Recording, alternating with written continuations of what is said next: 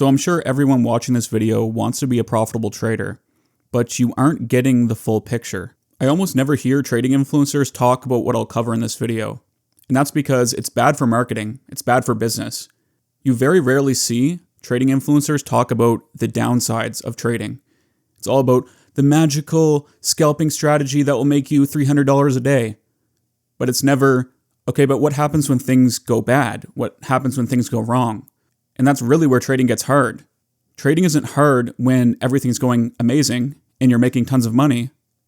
When trading gets hard, it's because things are starting to take a downturn. You're starting to doubt yourself. You're starting to doubt trading. You're starting to doubt your strategy. And you're going into kind of a mental spiral, I would call it, where things just continue to go bad and then they get worse. Because momentum tends to build on itself.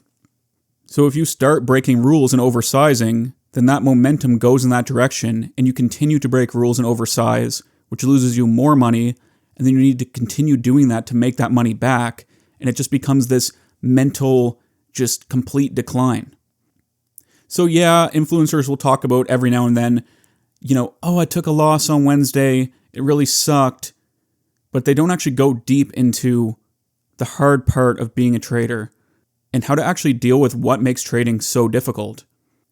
So there are a few things that I think make trading extremely difficult, and one of them we've already touched on, which is momentum. So when things are going well, it's easy to continue going well. But when things are starting to decline, you really start to go into this mental spiral. One of the reasons this happens is because trading is too important to you. You have made it too big of a thing in your life. If you're relying on trading as your sole income source, and you're supporting a family or you're just supporting yourself, if trading success is between you and not being able to cover your bills or not being able to eat, then it's going to be extremely emotional, and there's no way around that. And that is a recipe for disaster, because these mental spirals are a lot easier to happen when trading is your life, when it's extremely important to you. And there's a concept I read in the book called reality transurfing, which is basically just a book about reality. And it talks about how anything you make over important, or anything you put too much meaning into and too much attachment into, you push further away from you. And why is this the case? Because if you're approaching something with tenseness and fear and uncertainty, and you really want it to go well, it's like really important, then you're more bound to make mistakes. Because you're too focused on, okay, but what happens if this doesn't work out? And that's where your mind is going. Okay, but what happens if this fails? Right? Which is a bad place to be mentally. So an example would be for the fellas out there, you see a pretty girl in the bar, and you're like, oh my God, the most beautiful woman I've ever seen. I really need to talk to her. And you build it up in your mind. You make it super important. You're like, this has to happen. I got to get her number. I got to take her on a date. Then what happens when you actually approach her? You've built up so much tension and importance that this needs to work out that you're like, hey, my name's Dave. You want to go on a date? You're really pretty. And then she's like, get out of here, bucko, you friggin' weirdo. So that's kind of what's happening with trading. You're making it super duper important, and it's building all this tension and fear. So I believe to make trading easier on yourself and to reduce these downward spirals, you need to have trading kind of as a background thing. And this might be controversial advice. People say, go all in, you gotta do it. And for most things, I would agree. Business, a YouTube channel. I haven't been very consistent with posting, but if I was like, I just need to grow this YouTube channel, I would just start posting every single day or every couple days. So it works for something like that. But that's the exact problem for trading, is just showing up and doing more and just putting tons of effort in is not necessarily the answer. Trading requires more of a Zen approach. So what do you think is going to happen when you show up to the charts and you need to be patient and wait for a setup, but you have bills coming due in 7 days? You're not going to want to wait for that setup. You're just going to want to jump into a trade because you need money now. So when trading is too important to you, it's much harder to focus on the process. And people say it all the time, oh, just focus on the process, man. It'll be great. Everything will work out. So that's great when things are going well. But in my backtesting data, there's sometimes you go through a month or two where things just don't go well. And there's almost nothing you can do about it because the market is always changing. In some months, your specific strategy is going to work amazing. In other months, it might not work as well. So it's a very dangerous place to be if trading is everything to you and if it's the only thing you focus on. So what I'd suggest is have other things you're focused on. Don't make trading your entire life. I personally have other things I'm working on outside of trading because I know it's extremely important not to make it my entire life. When it's just something I kind of show up and do and I treat it as a boring activity, it's much easier for me to show up, follow the process, follow my plan, and not have as many emotions when the ups and downs inevitably come. So the second reason trading can be extremely difficult is because you are stuck in your ways. You are stuck in a certain set of beliefs, thoughts, actions, habits that you continue repeating over and over again. And it's extremely hard to break free from this because it becomes ingrained in you. You can get the right information. I can tell you, don't oversize or, stop over trading, stop being a gambler. But coming back to the concept of momentum, you've built up so much momentum in that direction. If you have been a gambler, if you've been oversizing, it's going to take a lot of effort or a lot of, consistent changes to really change that tide because you are rushing in the opposite direction. And we've talked a lot on this channel about awareness because this is how you start to notice these patterns. And you start to notice, okay, where am I set in my ways? Where do I just keep doing the same thing over and over again? And it really takes an active effort to notice, this is a pattern I keep repeating over and over. I'm going to look at what thoughts I'm thinking around this, what beliefs I'm having, and I'm going to become aware of when I'm about to engage in activity that I know is not conducive to being successful. And then in that moment, I'm going to make a different decision. And that first decision that you make is extremely hard. Like, for example, I've been struggling a little bit with eating healthy recently. And that was always something that was a cornerstone of my life. It was really important to me. And then I fell kind of into a bit of a food addiction, loving nachos, loving beer. And I know that that's not conducive to my success, right? I preach about discipline on this channel, and that is where I'm trying to head towards.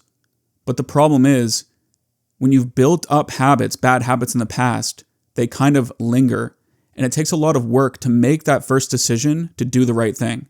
But after making that first decision, it becomes easier. You start to build momentum in a positive direction. The first day that you say to yourself, okay, no more. I'm going to eat clean today. I'm going to go to the gym.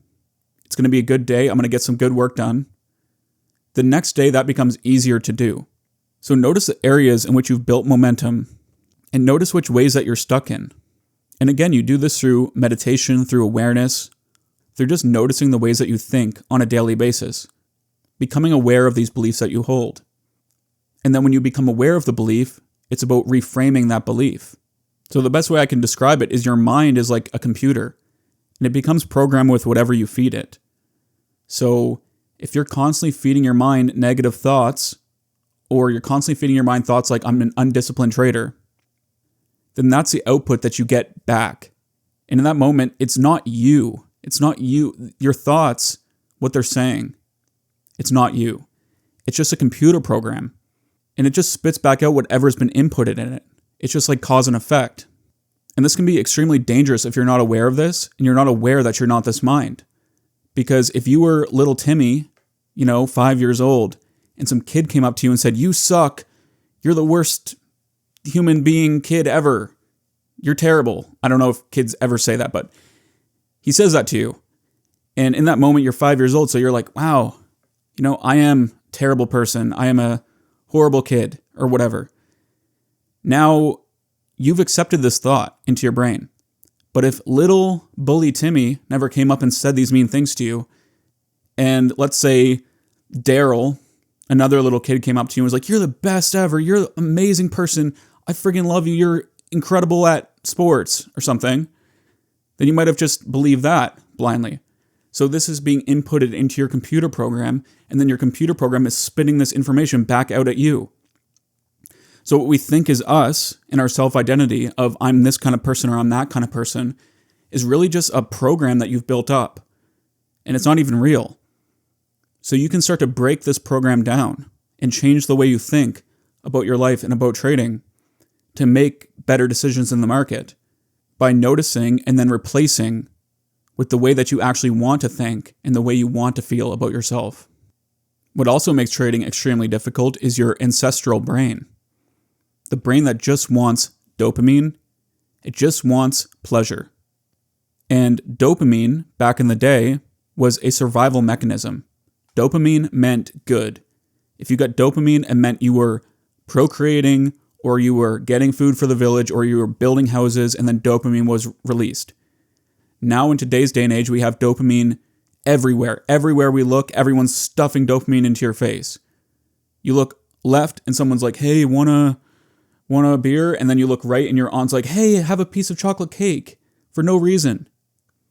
Right? So it's constantly being stuffed into your face, and we've become accustomed to a high level of dopamine, a high level of pleasure, because it's right at our fingertips constantly. Every single time you pick up your phone, dopamine. Every single time you watch television, dopamine. Anytime you smoke weed, dopamine, drink, etc., etc. So the brain becomes accustomed to a certain level of pleasure.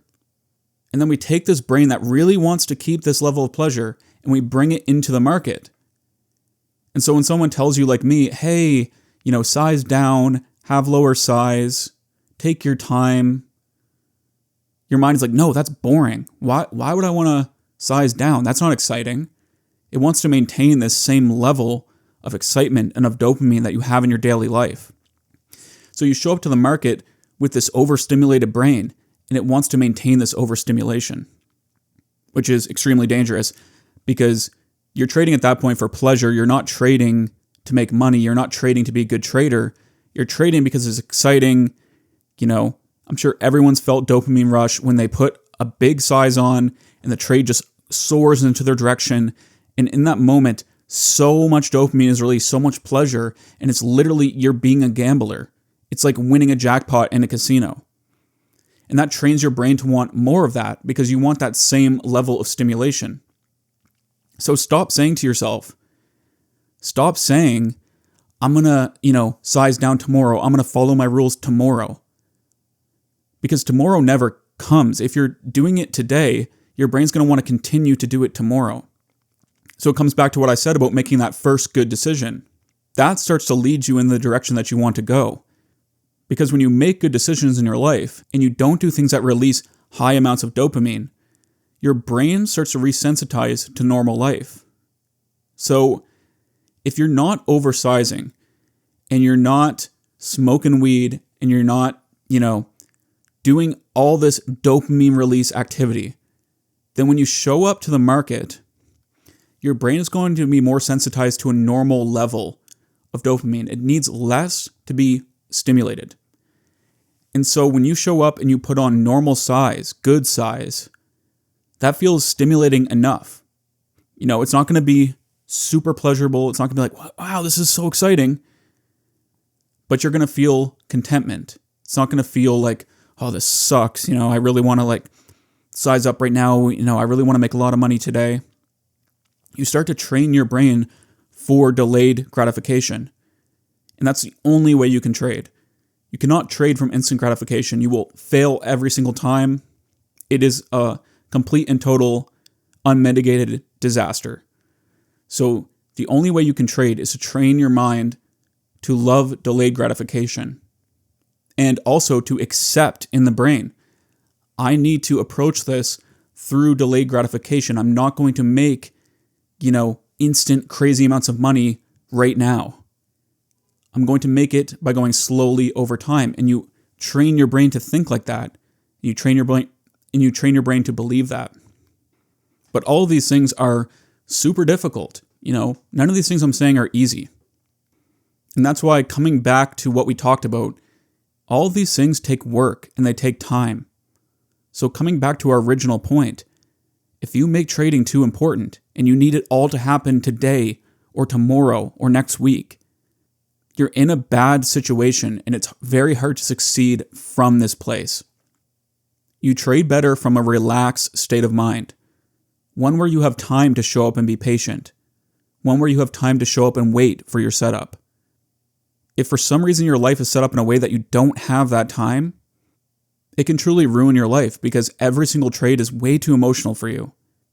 Even if you are size good.